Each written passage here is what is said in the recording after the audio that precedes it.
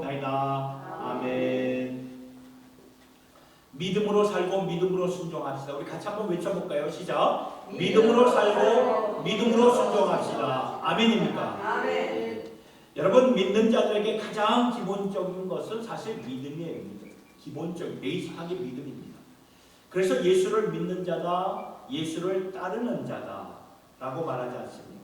다른 거 다 없을지라도 믿음만큼은 우리에게 있어야 합니다. 그만큼 믿음이 가장 기본인데 우리가 생각해 보면은 이 믿음이 가장 또한 어려운 것 같아요. 그렇죠? 믿음이 가장 어려워요. 성경을 보면 믿음을 그냥 단순히 아는 것으로 말하지 않고요. 믿음을 사는 것이다. 믿음으로 사는 것이다. 말씀하고 있어요. 그렇게 성경적으로 믿음을 이해한다면 이렇게 믿음이 어렵구나 라는 것을 알게 되죠. 오죽했으면 예수님이 이런 말씀을 하셨습니까? 누가복음 18장 8절에 인자가 올 때에 세상에서 믿음을 보게 된다. 인자가 올 때에 세상에 믿음을 보게 된다. 그 정도로 믿음으로 산다는 것이 쉽지 않다라고 말씀해 주시는 거예요. 오늘 우리가 이 믿음으로 산다는 거, 어려움 가운데, 아픔 가운데, 인생의 시련 가운데, 질문 가운데, 내면의 갈등 가운데, 회의 가운데 이 믿음을 계속해서 살아간다는 것은 결단코 쉬운 일이 아니에요. 그렇다고 해서 우리가 이 믿음을 포기할 수 있나요? 포기하고 싶으세요? 아니지요. 아니에요. 힘들고 어렵지만 믿음을 향해서 우리가 오늘도 내일도 묵묵히 나아갈 수 있기를 예수님의 이름으로 축복합니다. 아멘. 여러분, 믿음으로 산다는 말은 우리가 설교의 제목에서 와 같이 순종으로 산다. 믿음으로 산다는 것은 순종으로 산다는 그 말이에요. 그래서 어려운 거예요. 그래서 묻겠습니다, 여러분들. 여러분, 요사이 믿음 생활 잘하고 계시나요? 요사이 믿음 생활 잘하고 계시나요? 믿음으로 순종하고 계시나요? 쉽지 않아요. 어려운 때입니다. 경제적으로도 계속 물가가 올라가고 있고 영적으로도 힘들고 어려운 때가 오늘 이 시대가 아닌가 생각이 듭니다. 이 어려운 때에 정말 믿음 생활 우리가 잘 이루고 계시나요? 가볍게 우리가 물을 수 있는 질문이 아니구나라는 것을 생각하게 되죠. 믿음으로 살고 믿음으로 순종한다는 이것 과연 무엇을 의미하는 것인가? 이걸 우리가 좀 깊이 오늘 이 시간에 좀 생각해 보고 싶은 것입니다. 오늘 말씀을 보면 앞서 행하시는 성령님의 역사를 보게 되는데 이제 성령께서 새 시대와 교회 시대를 여셨는데 한 번도 가본 적이 없습니다. 사도들과 초대교회 성도들도 앞서 일하시는 성령님을 바라보면서 따를 수밖에 없었어요. 오늘도 마찬가지죠. 우리가 한 번도 가보지 않았던 지난 2, 3년 전에 100년 만에 찾아왔던 팬데믹이 끝나면서 이제 지금은 뉴 노멀 시대가 일상화되고 있는 이때에 우리가 어떻게 가보지 않는 길을 어떻게 갈 것인가, 그런 의미에서 오늘 주신 말씀을 함께 우리가 상고해 보고 싶은 것입니다. 오늘 우리가 주목하고 싶은 것은 바울이 이제 3차 선교 여행을 마치고 이제 성령께서 바울에게 뭐라고 말씀하셨냐면은 너는 예루살렘으로 돌아가라고 말씀하십니다. 바울에게 예루살렘으로 돌아가.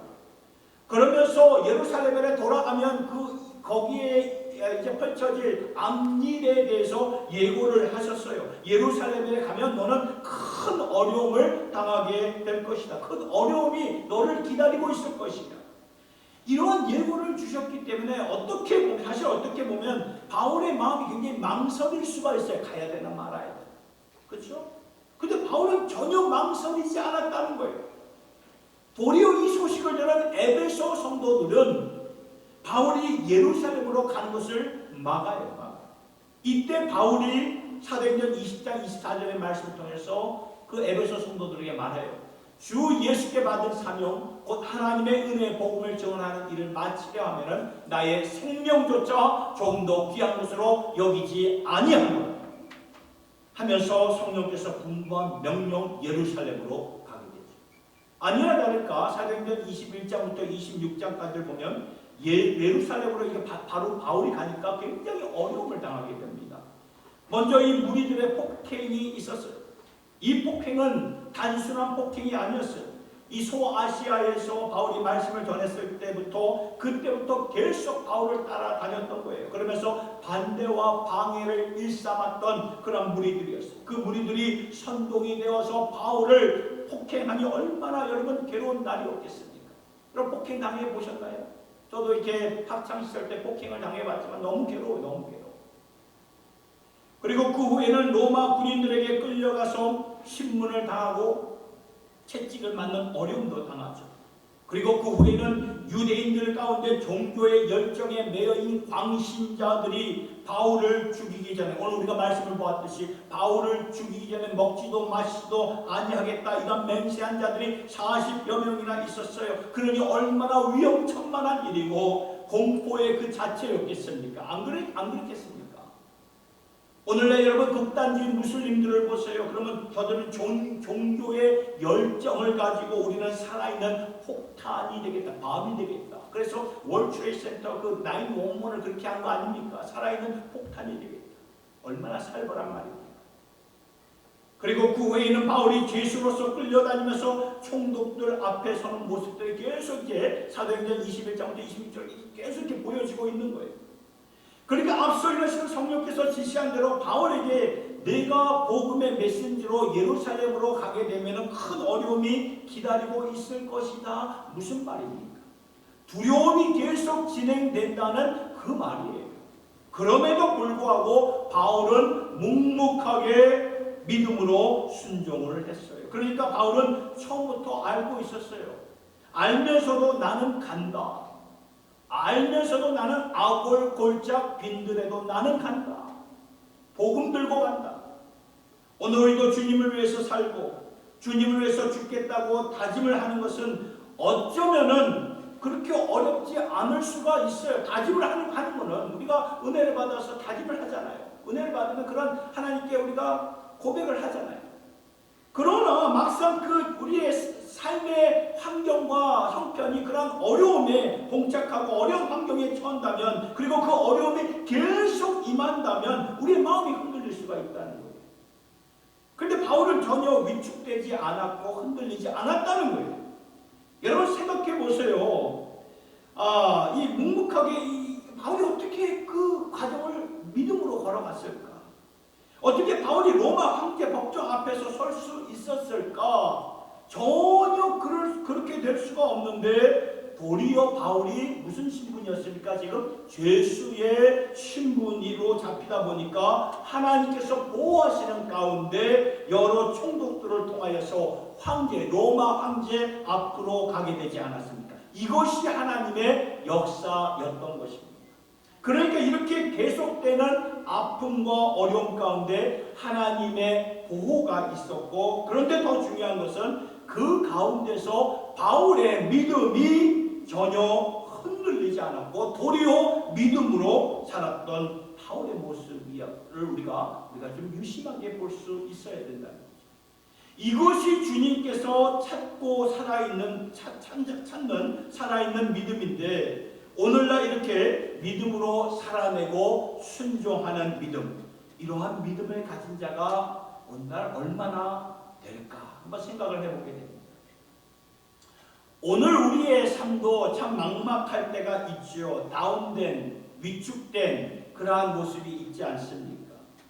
그러한 모습이, 다운된 모습이 있을 때 여러분 믿음으로 이겨내십니까? 바울처럼 믿음으로 묵묵히 걸어가고 계십니까? 오늘 우리가 반드시 붙잡고 살아내야 하는 믿음은 무엇일까? 이 말씀을 통해서 우리가 좀 깊이 상고할 수 있었으면 참 좋겠습니다. 세 가지를 나누고 싶은데요. 첫째는 이 믿음으로 산다는 것은 이것입니다. 내면의 갈등에서 하나님을 택하십니다.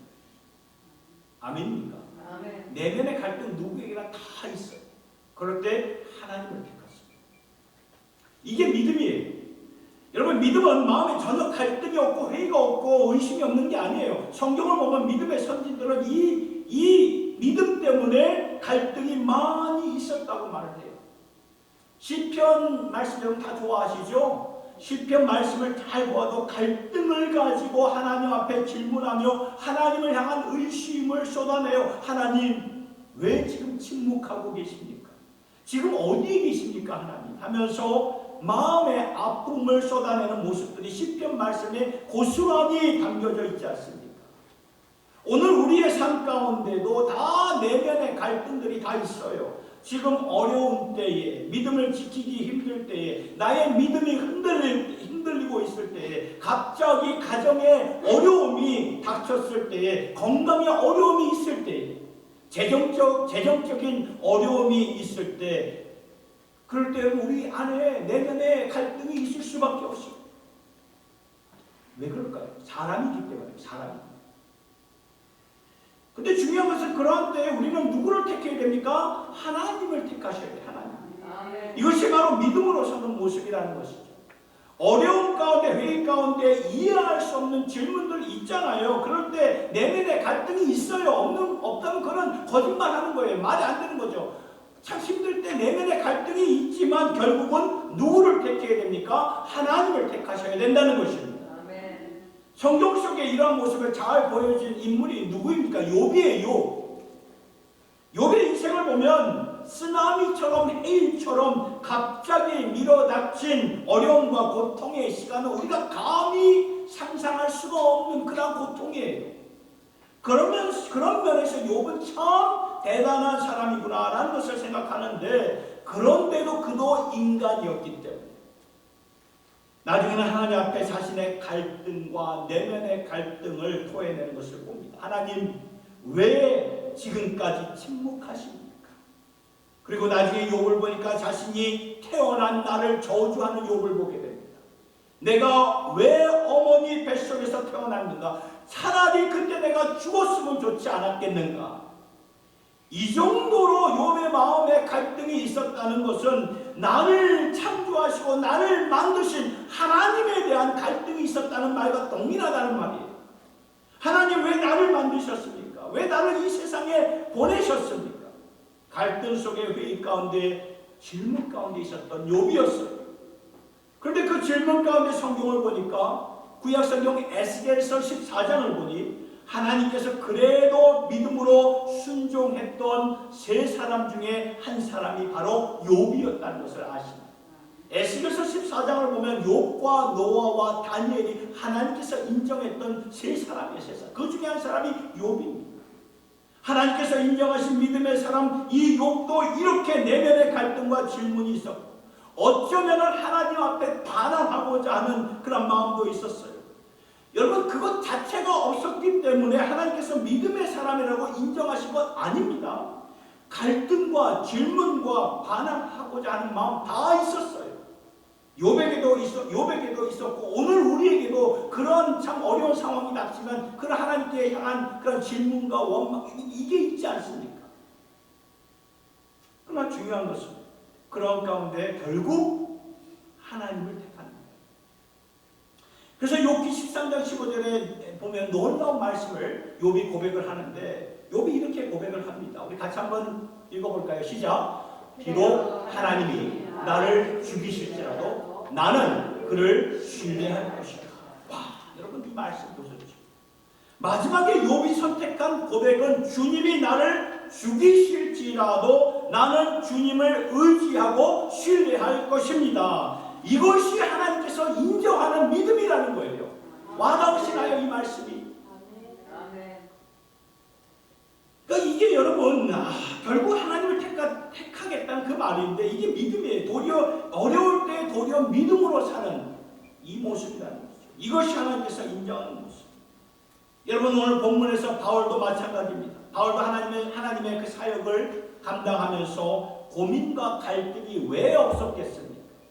사도행전 말씀을 잘 읽어보면 초대교회의 역사를 기록한 책이기도 하지만 그 가운데 바울의 개인적인 마음도 담겨져 있는 말씀이 아닙니까? 그래서 때로는 너무나 힘들어서 바울도 살 소망조차 끊어졌다고 고린도후서 1장 8절을 통해서 보세요. 형제들아, 우리가 아시아에서 당한 환난을 너희가 모르기를 원치 않으니 몸에 힘에 겹도록 심한 고난을 당하여 살 소망까지 끊어. 하나님의 일을 하면서 너무나 힘드니까 살 소망까지 끊어져요. 그런 이 바울의 고백을 보게 됩니다. 그 정도로 내면의 갈등으로 번민에 쌓여져 있던 바울의 모습을 보게 되죠. 여러분, 이러한 아픔 가운데 왜 갈등이 없었겠어요? 육체적인 고문 한번 당해보세요. 왜 갈등이 없었겠습니까? 계속되는 그 감옥 생활에 왜 갈등이 없었겠습니까? 누명을 썼을 때 왜 고민이 없었겠습니까?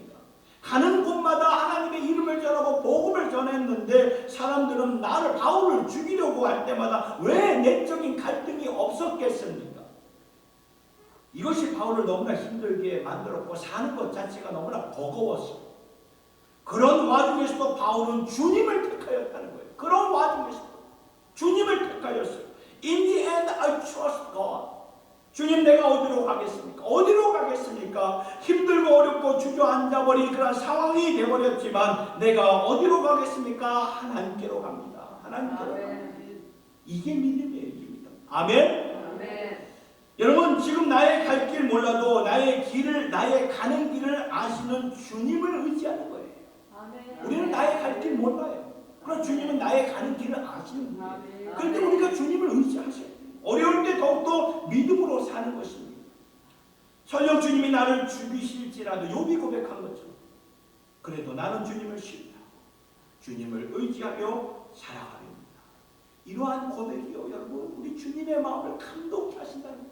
이런 고백 드려보세요. 성령 하나님이 그 마음이 어떻게 하시겠습니까? 여러분, 오늘 우리 모두 어떠한 상황과 어떠한 형편일지라도 주님을 택할 수 있기를 바랍니다. 아멘. Choose Christ. Choose God. Choose Christ. Choose God. 내가 택하는 거예요. 인생의 갈림길에서 하나님의 길을 택하는 거예요. 하나님을 떠나서 내가 어디로 가겠습니까?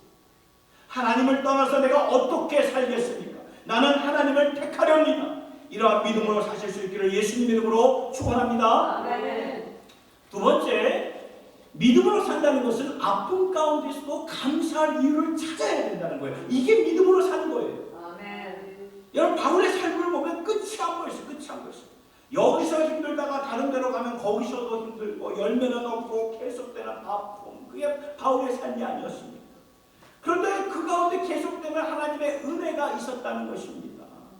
아니, 어떻게 예수를 십자가에 못 박아 죽였던 로마 군인들이 바울을 살려내요. 바울. 전혀 생각하지 못했던 일이 벌어진 겁니다. 그리고 바울 스스로도 평소에 중요하게 생각하지 않았던 것인데 바울이 갖고 있었던 그 로마 시민권이 이렇게까지 하나님께서 사용하시는 도구가 될 줄은 몰랐어요. 바울이 로마 시민권자이다 보니까 오늘 말씀을 보니까 천부장이 신경을 곤두세우면서 바울을 끝까지 지켜내지 않습니다. 아무것도 아닌 것 같은데 이 로마 시민권이 결정적인 순간에 하나님의 도구로 쓰임받았다는 사실을 우리가 알아야 됩니다. 나중에 아그리파 왕과 그의 아내 버니게 앞에서도 바울은 복음을 전했어요. 그들이 하나님의 말씀을 들으면서도 양심의 가책을 받고 찔림을 받았지만 반응하지 않고 도리어 어떻게 하면 이 유대 백성들에게 그러나 잘 보일까 이런 식으로 반응을 했던 거예요. 그러니까 바울의 마음이 얼마나 괴롭고 안타까웠겠습니까? 그런데도 그 사람들을 통해서 바울이 어디까지 가게 됩니까? 로마까지 가게 되었어요. 그러니까 뭘 말하냐면 어려움과 아픔 가운데 하나님의 놀라운 손길이 있다는 것을 우리가 아셔야 된다는 것입니다. 하나님의 놀라운 방법들이 항상 그 안에 있어요. 그렇다면 지금 우리가 어려움 가운데 그 믿음으로 산다는 것이 무엇을 말해주는 것일까요? 이러한 상황 속에서 감사할 이유를 찾는 것입니다. 바울이 감사할 이유를 찾아서 기록을 했습니다. 사도행전을 누가 기록했습니까? 누가라는 닥터의 의사인 누가가 기록을 했습니다. 누가는 바울의 동력자였어요. 바울과 동력하면서 직접 자신의 눈으로 본 것도 있지만 이렇게 감옥에 들어가서 죄수의 자리에는 바울 혼자 들어갔지 누가가 따라 들어가지 않았어요. 그런데 이것을 어떻게 누가가 자세하게 기록을 했겠습니까? 누가가 바울에게서 직접 들은 것을 기록한 것입니다. 어려운 가운데 바울이 누가에게 나는 이러한 감사가 있었다. 아픔 가운데 이러한 하나님의 역사가 있었다. 기록한 거예요. 여러분 데살로니가전서 5장 18절에 우리가 잘 아는 말씀이죠. 같이 한번 읽어볼까요? 시작. 범사에 감사하라. 다시 한번 범사에 감사하라. 무엇을 말하는 것입니까? 범사에 감사하라. 그 이어지는 말씀을 보니까 이렇게 나와 있어요. 이것이 그리스도 예수 안에서 너희를 향하신 하나님의 뜻이니라. 그러니까 하나님의 뜻이라면 우리가 믿음으로 순종해야 할 일인데, 범사에 감사한다는 것은 모든 역경과 아픔 가운데서 감사할 이유를 찾아내는 거예요. 감사할 이유를 찾아내셔야 되는 거예요. 감사할 이유, 어떠한 상황 속에서도 반드시 있어요. 없는 게 아니에요. 반드시 있습니다. 분명히 있어요. 전에 몰랐던 은혜가 있어요. 우리가 안 찾아서 모르는 거지. 반드시 있습니다. 제가 뉴저지에서 첫 사역을 했을 때, 그때 그 부장 집사님이 저에게 오셔서 자신을 소개하면서 자신의 삶의 스토리를 말해 주셨던 그런 적이 있었습니다. 그분에게는 자녀가 2명이 있었는데, 원래는 3명이었다고 말을 했죠. 30대 초반에 세상을 떠난 딸의 사진을 보여주셨는데, 그 딸의 사진 속에 딸이 참 이렇게 예뻤어요. 참 예뻤는데, 제가 그 집사님의 말을 듣고 마음이 아프잖아요. 이미 하나님의 품으로 갔다니까 얼마나 마음이 아픕니까? 아버지로서 자식을 먼저 떠나 보낸다는 것이 얼마나 참 힘든 일입니까? 그래서 저 나름대로 이렇게 참 안타까움을 이렇게 표했더니, 집사님이 그 말에 하시는 말씀이 아닙니다. 아니에요, 전도사님. 저는 하나님께 너무나 감사해요. 너무나 감사합니다. 그러면서 그때부터 딸의 그 이야기, 하나님께로 가게 된 그 이야기를 해주시는데, 이 딸이 어렸을 때부터 몸이 참 약했다고 해요. 그럼에도 하나님이 은혜를 주셔서 결혼도 하게 되고, 연약한 몸인데도 불구하고 이렇게 자식도 낳게 하고, 그러한 와중에 어느 날 이 딸의 몸에 이상이 생겨서 병원에 가보니까 급성 백혈병이라는 진단을 받고, 이제 살 날이 며칠 안 남았으니 잘 준비하라는 의사의 말을 듣게 됩니다. 이때 이 집사님이 하나님 앞에 기도를 하죠. 주님께 간절히 기도를 했다고 합니다. 하나님, 제 딸 아이를 3년만 좀 더 살게 해주세요. 사실은 3년까지 못 가거든요. 길어봤자 6개월 이렇게 되는 3년만 더 살게. 아직 어린 아들이 있는데 3년 후면 그래도 엄마를 알아볼 수 있는 나이가 되니 3년만 좀 연장을 해달라고 기도를 했다고 합니다. 그리고 그 딸의 남편은 정통 유대인이었다고 해요. 유대인. 그러니 여러분, 유대인이 예수를 안 믿어요. 정통 유대인은. 근데 남편이 예수를 믿지 않았는데 그래도 남편을 전도하고, 그래야 이 남아있는 아들을 이제 믿음으로 키울 것이 아닙니까? 그래서 3년만 더 살게 해달라고 간절하게 기도했는데, 하나님이 그 기도의 응답을 들어주셨다고 말하십니다. 3년도 살면서 남편이 결국 예수를 믿게 되고 세례를 받고 아이와 함께, 자녀와 함께 교회를 같이 다니는 축복을 누리게 되었고, 남편이 앞으로 믿음으로 살게 될 것을 약속받고 3년이 되었을 때에 하나님이 딸아이를 데려가셨다고 그러한 간증을 하시는 거예요.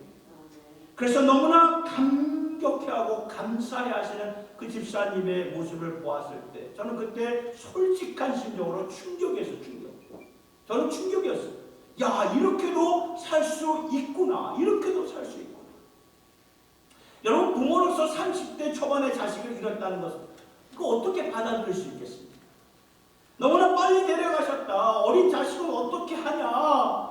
이게 뭐냐 하면서 일평생 안타까워하면서 살 수 있는 것 아닙니까? 그러나 일평생 감사하면서 똑같은 상황을 보고도 일평생 내가 하나님에 대해서 마음문을 닫고 살 수 있는가 하면, 똑같은 상황 속에서 하나님이 베푸신 은혜에 감격해서 어쩔 줄을 몰라 하며 살 수도 있다는 이 말이에요. 여러분, 생각해보면 우리의 인생은요, 하루를 살더라도 하나님이 허락하셔서 우리가 사는 것 아닙니까? 이걸 생각해 볼 때 우리가 하루하루를 정말 우리가 무의미하게 살 수가 없는 거예요. 하루하루 살아도 하나님이 허락하셨다. 여러분, 하루살이 아시죠? 하루살이에게는 하루가 인생 전부예요. 하루살이의 경우에는 하루를 사는 것이 감사한 일입니다. 그런데 우리가 이것을 모르고 있어요. 아니, 우리가 잊고 있습니다.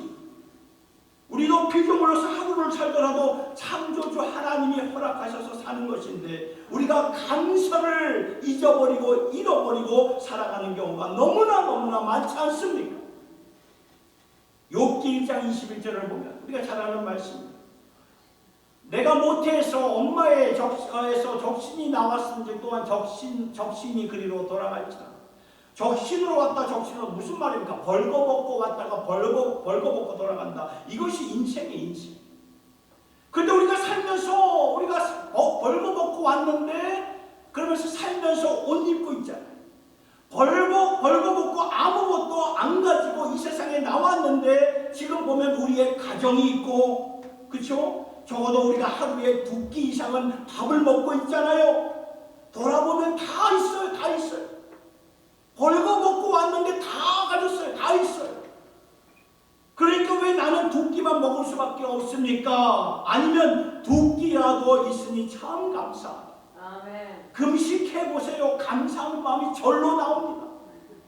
내 자녀가 왜 20년, 30년밖에 살 수밖에 없나요? 다른 각도에서 보면은 20년, 30년 동안 내 딸로서 충분히 만족하게 해주신 하나님을 찬양합니다. 하나님을 찬송합니다. 잘 생각해보세요. 우리의 삶의 모든 영역에 잘 생각해보면 우리의 보는 시각이 너무나 중요하다는 것을 깨닫게 됩니다. 영적인 우리의 시각이 중요해요. 퍼스펙티브에 우리의 시각, 어떠한 각도에서 바라보는 것. 그러니까 믿음으로 산다는 것이 무엇입니까? 이러한 어려움과 아픔 가운데서도 우리가 어떻게 범사에 감사할 수 있는 것인가? 찾으면 있어요. 분명히 있습니다. 바울이 이것을 분명하게 말해주고 있지 않습니까? 찾으니까 감사할 내용이 많이 있는 거예요. 사랑하는 성도 여러분, 삶이 힘드시지요. 삶이 힘듭니다. 힘드시지만 힘든 상황과 형편을 내가 어떻게 컨트롤할 수 없어요. 내가 어떻게 할 수가 없지만 그 상황과 환경에 반응하는 내 마음은 나에게 달려있다는 거예요. 나에게 달려있어요. 어떻게 반응을 하시는가? 이것은 나에게 달려있어요. 믿음으로 산다는 것은 이때 우리가 반응을 제대로 하는 거예요. 제대로. 감사할 이유를 찾고 하루를 살아도 하나 예수 안에서 살아가는 거예요.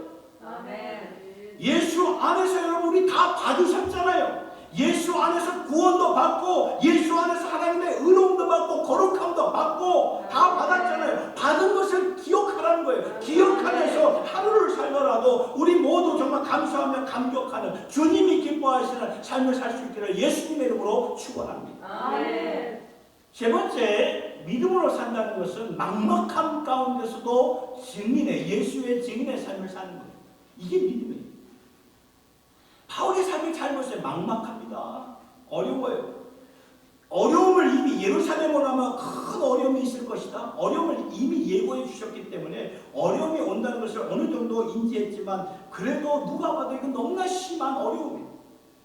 바울이 복음을 전할 수 없도록 무리들이 폭동을 일으키죠. 듣기를 원치 않아요. 옷을 찢어서 입을 봉합니다. 그런데도 바울은 묵묵히 복음을 전하죠. 바울이 총독 벨리스에게 가서 복음을 전해도 아무런 반응을 하지 않으니까 버니게로 갔고 거기서도 별 반응이 없으니까 아그리빠 왕에게로 가서 전하고 나중에는 황제의 그 법정 앞에서까지 가서 간증을 하고 예수를 전했던 그러한 길이 계속 열렸어요.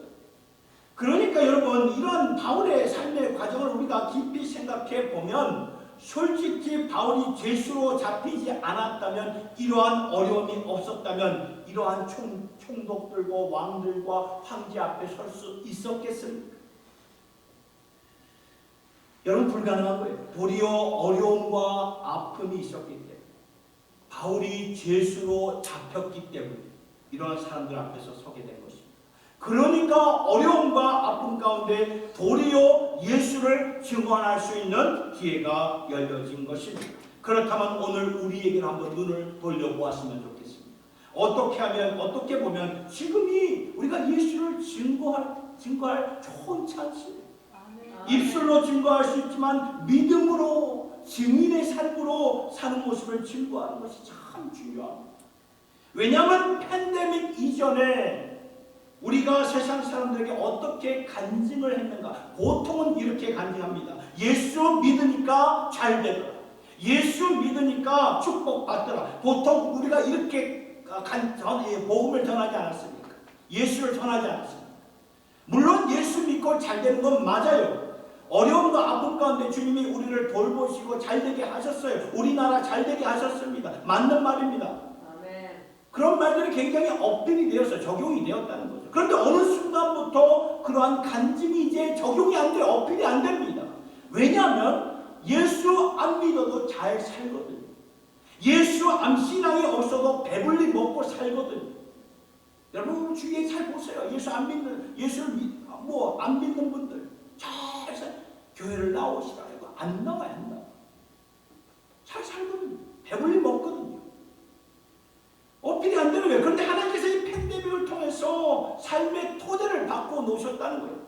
이제는 새로운 토대에서 예수를 증거할 수 있는 새로운 시대가 열렸어요. 이게 뭐냐 하면은 아프지만 힘들지만 예수님 때문에 사는 거예요. 아멘. 아프지만 힘들지만 예수님 때문에.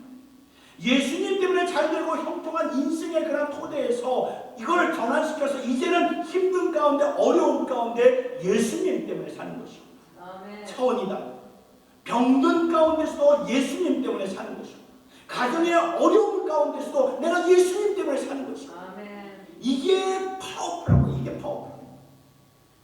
예수 믿으면 복 받는다. 이것보다 더 잘 사는 사람들은 이런 말들이 이제는 와닿지가 않아요. 그런데 다 같이 막막하고 힘들고 어려울 때 우리는 예수님 때문에, 우리는 예수님 때문에 이렇게 산다, 이렇게 노래한다, 이렇게 소망을 갖는다, 이렇게 기뻐한다, 감격한다, 감사한다.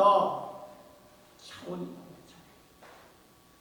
여러분 인생살이에서 아플 때, 어려울 때, 힘들 때, 막막할 때, 앞길이 정말 막힐 때 어떻게 사는가에 따라 이것이 세상 사람들의 마음을 이렇게 움직이는 거 아시나요? 오늘 우리가 믿는 이 신앙은 2000년의 역사입니다. 2000년의 역사를 통해서 2000년의 우여곡절 가운데 교회가, 주님의 몸된 교회가 어떻게 설 수 있었는가? 아픔과 역경과 핍박 속에 어떻게 교회가 믿음, 소망, 사랑으로 세워질 수 있었는가? 역경 가운데 복음이 전해졌고요. 아픔 가운데 로마에 가서 황제 앞에서 복음을 전하고 이것이 교회의 역사라는 거예요. 그러한 역사의 현장에 오늘 우리가 서 있는 것입니다. 이때 우리가 예수의 삶, 증인의 삶을 잘 보이셔야 됩니다. 아멘. 내가 믿는 예수, 이 세상 흔들리지만 그 위에서 세상을 주관하시는 창조주 하나님, 이때 우리가 보이셔야 됩니다. 맞습니까? 아멘. 이것이 믿음으로 사는 모습입니다. 인생의 삶이 힘들고 아파요. 곤고합니다. 막막합니다. 그런데 막막함 가운데 찬양이 있다는 것을 기억하시기 바랍니다. 막막함 가운데 소망이 있고 평안이 있고 기쁨이 있다는 거예요. 아멘. 그래서 예배드리는 것이 누구 때문에? 예수님 때문에. 아멘. 누구 때문에? 예수님 때문에. 아멘. 예수님 때문에. 오늘도 역사를 주관하시는 예수님 때문에 천지 만물을 지으시고 오늘도 상황 가운데 여전히 우리의 주가 되시는 하나님이 예수 안에서 나의 아버지가 되셨기 때문에 세상이 절대로 빼앗아갈 수 없고 앗아갈 수가 없는 거예요. 아멘. 사랑하는 성도 여러분, 삶에서 어려울 때, 힘들 때, 내면의 갈등일 때 누구를 택하셔야 됩니까? 하나님을 택하십니다. 아멘. 하나님을 택하는 거예요. 슬픔 속에서 감사할 이유를 반드시 찾으셔야 돼요. 아멘. 막막함 가운데서 도리어 주님을 더 확실하게 증거하면서 살아가셔야 됩니다. 아멘. 이렇게 살 때 주님이 찾으시는 믿음, 인자가 세상에 다시 올 때 믿는 자를 찾겠느냐, 믿는 자를 보겠느냐, 이 믿음 주 안에서 꼭 찾을 수 있기를 예수님의 이름으로 축원합니다. 아멘. 이 시간 여호와 이 말씀을 기억하면서 여호와 이스라엘의 구원자 우리 이 찬양을 부르시도록 하겠습니다.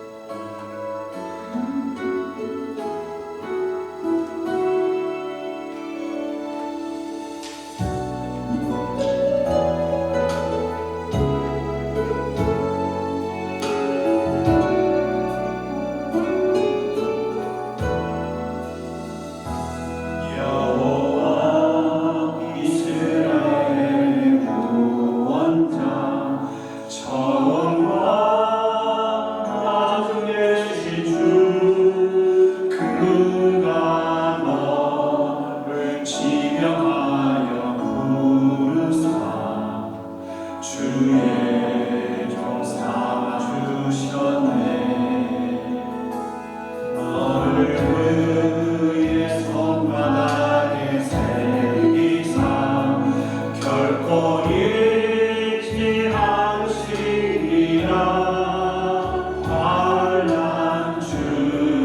영원의 피난처가 되시며 항상 인도하시니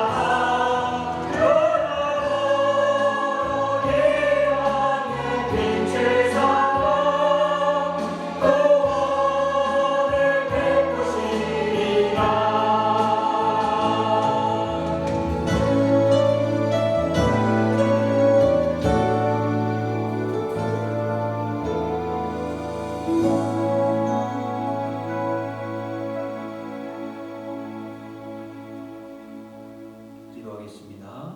고마우신 주님 감사합니다.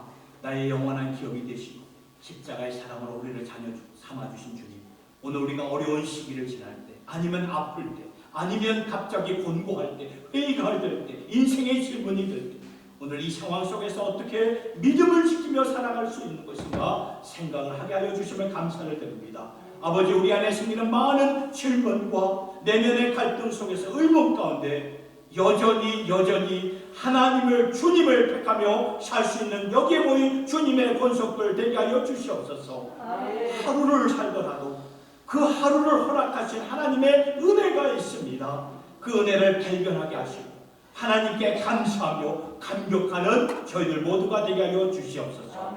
힘들고 막막한 이때 도리어 살아있는 주님의 증인들로 살 수 있는 주의 자녀들 되기를 원합니다. 그래서 믿음으로 사는 사람들, 믿음을 실천하는 사람들, 믿음으로 순종하는 사람들 되어서 하나님께 큰 영광 돌리게 하여 주시옵소서. 주의 백성들을 주님의 손에 온전히 맡겨드리오며, 주여, 우리 주님 날 위해 십자가 지신 우리 주 예수님의 이름으로 간절히 기도드리옵나이다. 아멘.